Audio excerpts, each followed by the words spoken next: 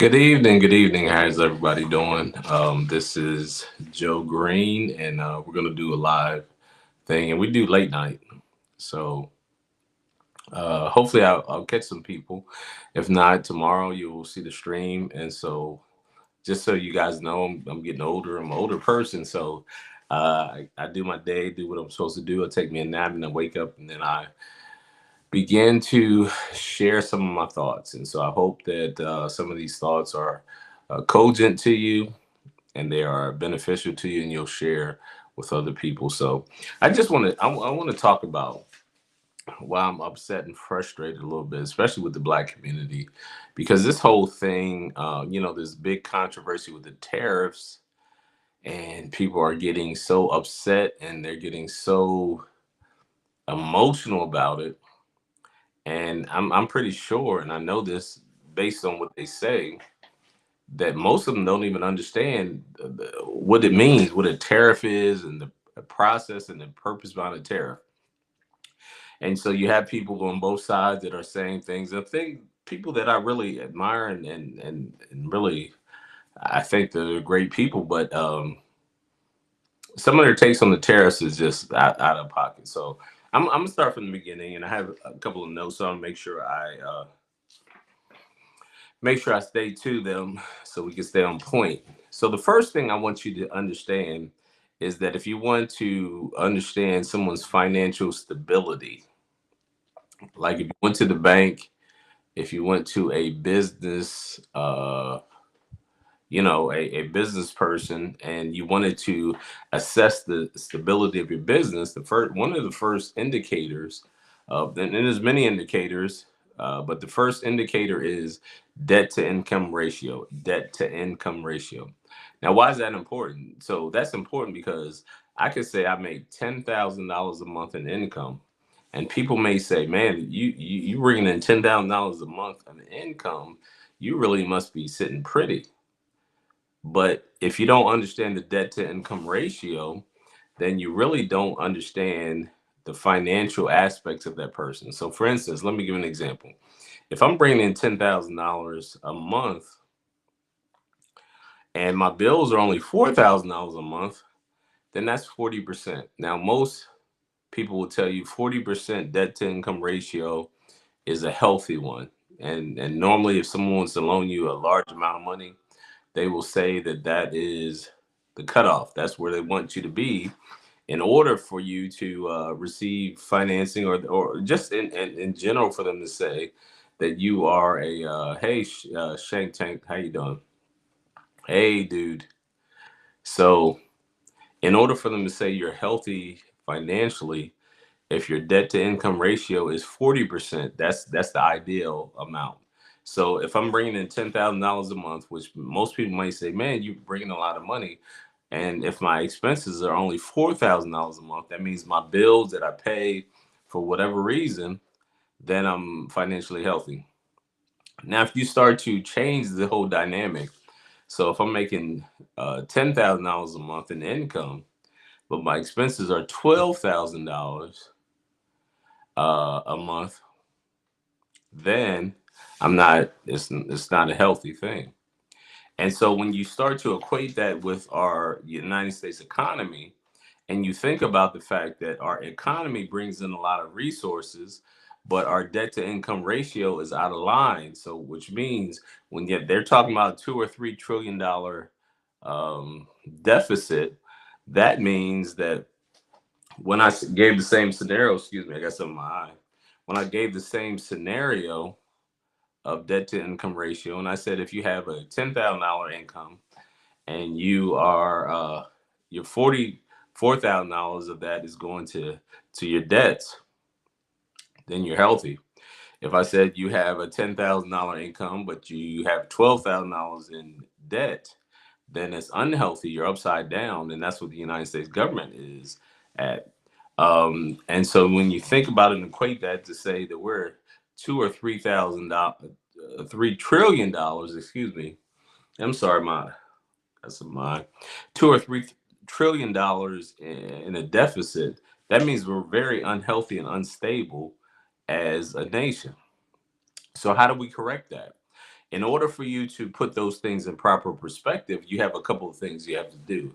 So, for instance, if you have debt to income ratio, the first thing you would do is you would have to either increase your income or reduce your debt, or both, right? That's what most people would do. So let's equate it to your household. If I was making $10,000 a month in income and I looked at the debts of the household and my debts were $12,000, I would say, first of all, we have to cut our debt. How do we cut our debt? So, I have a household, I have the mortgage, I got to pay that regardless. I have the electric bill, I got to pay that. I have insurance on my cars and all that other stuff, I got to pay that. So, what else could we cut? There's other things that we are spending money on that we need to cut in order for us to put our debt to income ratio in place, right? So that's the first thing. The other thing is you could increase the amount of income that you have. So I could say, well, I'm making $10,000 a month. I could go get a second job. I can go get some other resources in order to make money so that I can say, um, my debt to income rate. So instead of $10,000 a month, I could say, well, now I have some more income and I'm making $13,000 a month. Now we're in good shape. $13,000 a month versus $12,000 in debt. It's not great, but it's better than what it was before, right? So think about America. And here's what I want you to understand when we talk about the tariffs. The first thing is look at America's debt to income ratio. The reason our income is so low is because we allowed people to outsource their companies to other countries. What does that mean? So when you have car manufacturers, when you have other companies that they now don't produce their products in America, they produce them somewhere else. That means we have lowered our income. Our income in America is not as high as it should be, right? So how do you increase your income? You increase your income by partially by bringing those companies and those jobs back to America. So now a company says, instead of me producing my goods overseas, I'm going to produce them in America, which means we have higher income in the country. We have more people that are making money in the country and more jobs. They will pay taxes on their income and it increases the income, right? So that's the basis. So part of it is when you think about tariffs, is trying to level the playing field, and they level the playing field by saying that we have to make the cost of you producing in products and services similar to America, and that's not how it was. So, for instance, and most of y'all know, all of you guys understand this. I know back in the 70s or 80s, in the 80s when the sneaker industry really took off. And I remember Adidas had this sneaker called Top 10 Adidas, and Patrick Ewing Ward and some of the others, and they were $110, which was a huge amount of money for sneakers in the 80s.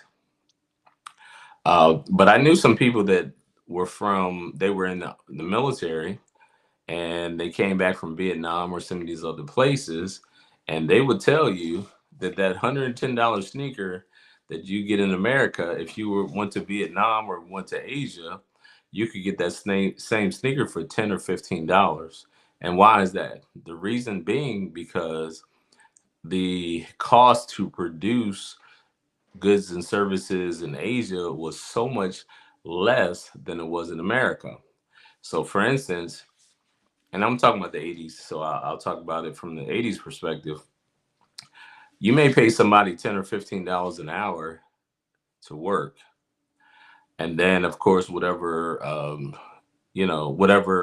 expenses you have, because you have OSHA in America, and OSHA tells you that you have to have certain standards in order to have a working environment, right? So that costs money. So instead of the $10 or $15 an hour I'm paying the worker, I also have to pay for the environment where they work in. So let's say, for instance, it costs $25 an hour to produce goods and services in America. I'm using that for an example. Now you go to China or Asia or one of those other countries, and what happens? They don't pay 15 to 10 or $15 an hour. They pay $1 an hour. And I'm just using that for example. I heard less, but let's say if they pay $1 an hour, plus they don't have to pay for the same type of environment. They don't have OSHA. They don't have other regulations that cause them to have to pay um, more for goods and services. So instead of what did I say, $25 an hour for goods and services in China, it may cost them $8 or $9 an hour for goods and services. So now you have the $8 or $9 an hour for some companies versus the $25 an hour in America. It's hard to compete because I can produce stuff so much cheaper in China and send it over here. And if there's no type of tariffs or taxes, there's no way the American companies can compete with us, which is why you have companies like Nike, Apple. They have huge distribution and manufacturing places in Asia because it costs so much less to produce an item in those countries.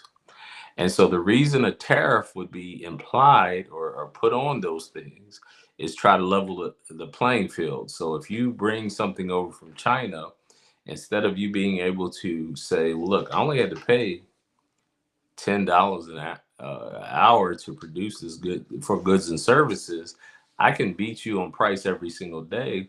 You put an extra tariff, which means instead of the 10 or, and I'm just, I'm just using, just examples. I mean, numbers. Instead of 10 or $12 or $13 an hour, now with the tariff, I'm also up to 25 or $30 an hour to produce goods and services, which means that a consumer doesn't have to say, I'm gonna buy this Nike right now from China because in America they make it for the same price. I'm gonna buy from American because there's competition there, right? So that's the purpose in tariffs, is to try to level the playing field so that not only will the goods and services, sorry about that, not only would the goods and services be cheaper or competitive, but most companies will say, instead of me trying to create all my stuff or manufacture them in Asia, if it costs the same amount for me to produce it in America as Asia, why not make the factories here? So if I build factories here, I'm going to employ United States citizens who are going to benefit from it. So I'm creating jobs. And then those United States citizens are going to pay taxes as well, which means it increases the income for the country. So you got to realize that it's a whole lot deeper than what they have told you it was. And because most people don't dig into these topics, they just go by what they're told. And what I'm saying to you is that maybe initially the tariffs may seem negative, but long term it's going to even the playing field, which is going to bring manufacturing jobs back to the United States. And it's going to bring jobs back here. It's going to be taxes back here, and it's going to also allow the America to balance out their debt to income ratio, because our debt to income ratio is really out of alignment because of the fact that we are said what uh, we're saying. We don't produce a lot of stuff here, but we have a huge debt because most of the things that we have is produced other places, and not only do we not produce it, which helps to increase our income, but we don't even tax them, so when they bring it in here they can bring it in much cheaper. And when I was in Europe in the military, I was in Germany, and we got in cabs, and the cabs were Mercedes Benz, and I said, well, man, you got cabs that are Mercedes Benz, you don't have any other cars. They didn't have any General Motors cars there. And then I found out it's because that Europe, Germany in particular, was putting high tariffs on the United States car company. And so the companies wouldn't export cars to Germany because it was very cost ineffective to do so. And so I just want you to understand that that's how it happens. And don't get caught up in the whole thing that the anti-Trumpers are. And like I said, I'm independent. I'm not a Republican or a Democrat. But what happens is there's a very clear media bias against Trump. And that media bias says that Trump is so bad that anything he does, we're going to disagree with, which without understanding the clear bias that has occurred. Because what happens is the tariff system and the trade system was very much in effect after World War II, because after World War II, America came out as the world superpower, and we looked to help to other economies to build up. And so, whether it was Korea, whether it was Japan, whether it was Europe, or whatever, we had somewhat of an agreement that said that we're going to help you build your economy. We have a huge economy. We have a very powerful country, so we're going to build up your economy by not having a fair trade deal. And so you can tax us by tariffs when we try to export things, but we're going to give you a pass when you send stuff to our country because we're trying to help you build your economy. And so that was a good thing. But you think about World War II. World War II was over in 1945. So you're talking about something that happened like 80 years ago. So if somebody has not dealt with a situation that happened 80 years ago, Europe, Asia, and all these other countries are not in the same condition that they were back when these tariffs were established. And so to revisit them and say, look, we're not going to continue to allow you to charge us huge amounts of tariffs when we send our goods there, but you can get your stuff in our country scot free. At this point, the playing field should be even, equalized. And so now we don't have to play by the same rules, but because we're allowing the media that is 90% anti-Trump bias to tell us certain things, we're actually fighting against our own best interests. And I'll tell you this story. In 1985, I graduated from high school. I went to the University of Pittsburgh. Pittsburgh was very much, it was called Steel Town. You know, that's why the Pittsburgh football team is called the Steelers, because they made steel there, right? That it was a big industry. And I remember when in 1985, I would drive through the tunnel from the turnpike and I would see all these abandoned steel mills. And I asked somebody, I said, well, why are the steel mills closed down? Where are we getting steel from? And somebody said, that's because they're exporting steel from Japan. And I said, there's no way in the world that it could be more cost effective to export steel halfway across the world than to produce steel in our own backyard. But then I recognized and understood what tariffs represented. Because of World War II, we had a very favorable relationship with Japan, and we didn't want to, whether it's Japan or China, but mainly Japan after World War II, we wanted to help build their economy. So what we did was we said, look, we'll have an unfair trade balance with you because our economy is strong and yours is not. And so they started exporting steel from Japan, which destroyed our own steel industry here in America, which in Pittsburgh, it was huge. A lot of families that I grew up with in the 1980s, their families, they put their kids through college and did whatever because of the steel industry, right? My family personally in Harrisburg, Central PA, my grandfather worked in the steel mill. I had uncles that worked in the steel mill, and they were able to, feed their family and have a good life because of the steel industry. So now you're telling us that the steel industry is destroyed in America because we are more favorable to external countries than our own. Now, somebody comes in and says, instead of doing that, we're going to focus on our own industries instead of them. And people are saying that's terrible. Why are they doing that? Putting your own country first should be the rule, not the exception. As a father, um, I have a wife and children. And can you imagine if my wife and children said, where are you going, Dad? And I'm saying, I'm going to cut the grass of the neighbors. I'm going to fix their roof. I'm going to pay their bills first. And they said, well, Dad, our roof needs fixing, our grass needs cutting, and our bills need paid as well. And I said, well, I'm going to focus on theirs first and then ours. You would say I'm a terrible father and it will be a terrible situation. So, why is it that we want a president who puts the needs and the obligations to other countries as a priority before ours? It just doesn't make sense. And so, like I said, this is my midnight rambling, and I'm tired. I'm going to go to bed. But these were just some of the thoughts that I came up with, and I hope that you guys think about them and not get caught up in the identity politics. Don't get caught up into um, race and relationship and say it's a black or white thing.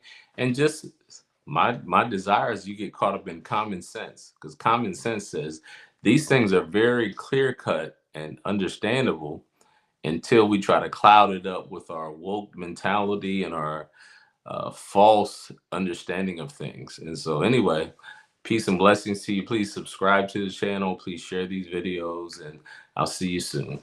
Peace and blessings. Bye bye.